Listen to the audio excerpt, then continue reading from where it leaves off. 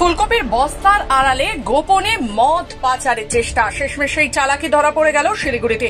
গোপন সূত্রে পাওয়া খবরের ভিত্তিতে অভিযান চালিয়ে প্রায় 1800 বোতল চোরাই মদ উদ্ধার করলো শিলিগুড়ি আবগারি দপ্তর। এই মদের আনুমানিক বাজার মূল্য প্রায় 41,75,000 টাকা। এই ঘটনায় রোশন কুমার বিহার নিবাসী এক যুবককে গ্রেপ্তার করা হয়েছে। জানা যায়, শনিবার গোপন সূত্রে খবর পেয়ে একটি পিকআপ ভ্যানে ফুলকপির বস্তার নিচে বিপুল পরিমাণে মদ লুকিয়ে পাচার করা হচ্ছিল। সেই তথ্যের ভিত্তিতে চম্পাশাড়ির প্রধাননগর এলাকায় সার্কিট গেস্ট হাউসের সামনে বিহার নম্বরযুক্ত একটি সন্দেহভাজন পিকআপ ভ্যান আটকানো হয়।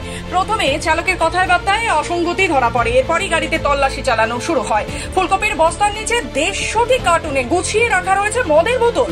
সেই সঙ্গেই গাড়িটি বাজেয়াপ্ত করে চালক রোশন কুমারকে গ্রেফতার করা হয়। শনিবারই তাকে শিলিগুড়ি আদালতে তোলা হয়েছে। আবগারি দপ্তরের দাবি, এই পাচার চক্রের সঙ্গে আর কারা যুক্ত রয়েছে তা জানার জন্য তদন্ত তল্লাশি অভিযান চলছে। শিলিগুড়ি থেকে নিজস্ব প্রতিনিধি রিপোর্ট, খবর বাংলা।